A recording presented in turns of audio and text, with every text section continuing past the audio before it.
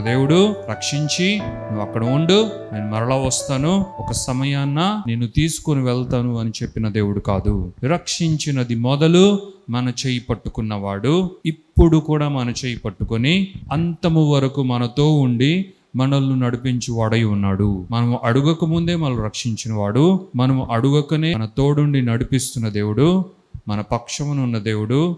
అలాగే చివరి వరకు ఆయన శిష్యులతో అన్నాడు, ఇదిగో నేను మీతో సదాకాలం ఉందును, I will be with you always అని డిసైపుల్స్తో దేవాది దేవుడు అనడం జరిగింది. కాబట్టి ఆయన మన జీవితమంతా ఉండు దేవుడుగా, మనతో ఉన్న దేవుడుగా, మన పక్షమున ఉన్న దేవుడుగా, మనల్ని నడిపించు దేవుడుగా, మన నాయకుడుగా ఉన్నాడు. మనకు ఒక బహుమానమైన రక్షణను అనుగ్రహించి మనల్ని ఒక చోట కూర్చోబెట్టి మనకు ఇవ్వవలసిన కొన్ని మంచి మంచి ఈవులన్నీ ఇచ్చి ఇక తర్వాత మరలా ఎప్పుడూ కనిపిస్తానని వాగ్దానం చేసిన వాడు కాదు. ఇదే మనం జ్ఞాపకం చేసుకోవాల్సిన వారమై ఉన్నాము.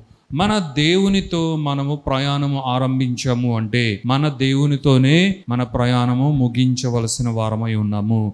మన దేవునితో మన ప్రయాణము ఆరంభమైంది అంటే కొనసాగింపు కూడా మన దేవునితోనే కొనసాగించాలి అని మనం తెలుసుకోవాలి.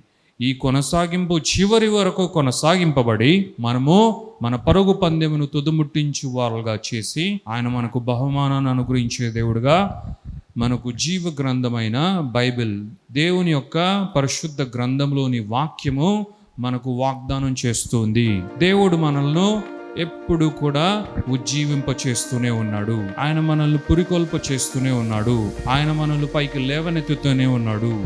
మనమేంటో, మన పరిస్థితులేంటో దాన్ని బట్టి దేవుడు మోటివేట్ అయి మనకేదో చేయాలనుకున్న దేవుడు కాదు. కానీ ఆయన ఏమై ఉన్నాడో, ఆయన ఎంత గొప్పవాడో, ఆయన ఎంత మహోన్నతుడో, ప్రభావం కలిగిన వాడో, దానిని బట్టి మొదటి దినము నుండి ఇప్పటి వరకు చివరి వరకు కూడా ఆయన మనతో అలాగే ఉండాలని కోరుకుంటున్న దేవుడే మన దేవుడు.